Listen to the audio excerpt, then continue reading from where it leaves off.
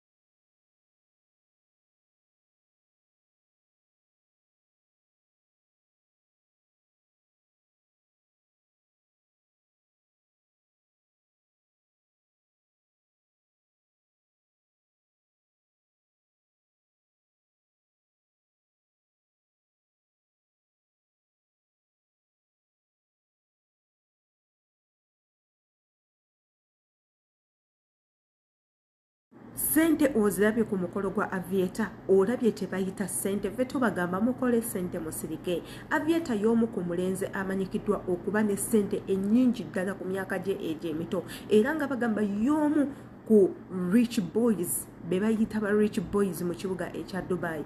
Ayina sente empitirivu wane nno nga teyakomawo yasooka kuteekawo ekyo ekigenda okuba nga kiyingiza sente mu kibuga ekya Dubai.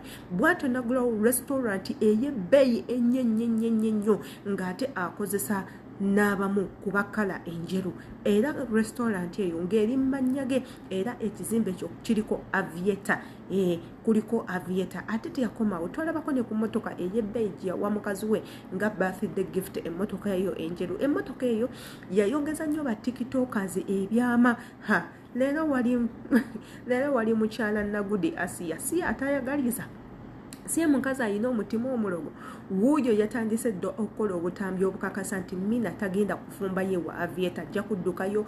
Omukyala oyo yeefuula nti buli kimu akimanyi naddala ekigenda mu relationship. Omuntu relationship zaakulema. You're giving relationship advices. Ffe tusiba tubagamba if you failed to do a certain thing tovaayo nti ate gwobeera kalabaalaba gwokiwaako endowooza because you personally as a person you failed. Kati tosobola kukira ku makya n'ogamba Mina tajja kufumbayo nzaba abantu mbamanyi tajja kufumbayo bajja muwasa aleme kufumbayo.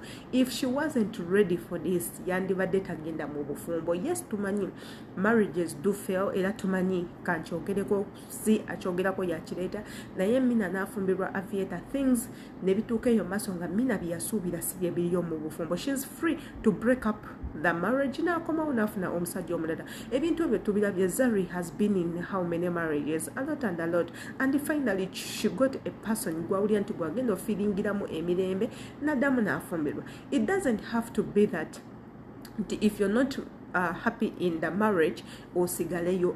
Ebyo byaggwako dda by'abantu abakadde bajjajjaffe abaatuulanga omusajja n'amutulugunya n'agamba sigenda genda lw'abaana sigenda genda kati ate ndaga ewaffe navaayo nsiibudde ewaffe tekyalina kitanda kyange ekitanda baakifumbamu dda emmere era ekitanda baakikumako dda omuliro era ekisenge kyange baakigaba. Ebyo byaggwako. My dear sister, if you're not happy in the relationship move out. If you're not happy in the marriage move out. Otaase obulamu bwo bw'onoosigalayo nti because otya bagenda kukulaba batyo olw'okuba nga wayita abantu bangi ku mukolo ate obalaze tofumbyeyo ovuddeyo. My dear gw'omanyi ogenda kufiirayo. So nze I expect nti Mina things will work out kubanga mukyala mukulu ate ekisinga ku byonna avudde maka agalimu eddiini. Amaka agalimu eddiini abaana bayo tebatera kunobaanoba ebyo bya kitumbaavu ne weebabanga things are not going well. Era waliwo abantu abayimirira mu kkubo ne bagamba yadde this is not going well tojja kuvaayo at least tugenda kukola ABCD. Most abo abakyotala balina engeri zaabwe batya bwe bakwatamu obufumbo bwabwe. So nze to that I disagree with Doni Asia. Naddala ng'omukazi baakuzalamu obuzazi ne bakukanyugaawo toyinaawo kintu kyonna ky'oba oyina kutugamba naddala eri abantu abafumbiddwa. Nze ndowooza nti hate mwandibadde mugiteeka ebbali and you congratulate this little people abasazeewo to come together babeere omuntu omu. Ekyo nno nkisanyukira. A lot of men abantu abakulu nga tebannafunamu endowooza ya avieta kusetolinga nga tebannagifuna. Avieta is young, is in his 20s. Mina akyali mwana muto nnyo. Weba basazeewo okufumbirwa nze nga Aditas kinaako obuzibu mbasabira Mukama abawe ebirungi ebijja eyo maaso byonna bye babadde basuubira wabula nga ate omukolo ffenna tugulabye gulimu ssente ennyingi ennyo. That means it has been a long planned process okuba nga batuuka ku kino. Mbaagaliza obufumbo obulungi nga kino kivudde ku nze Washila Adita ate kuva ku ntobo ya mutima gwange Mukama abasizeewo ekkubo byonna bye mwagala okutuukako mu bituukeko. Yenze Shila Adita bw'obanga oyagaliza Mina ne Avieta obufumbo obulungi komenti nga wano tukimanye ate nabo nkimanyi time to come bajja kuba nga balaba video eno embaagala nnyo. See you later.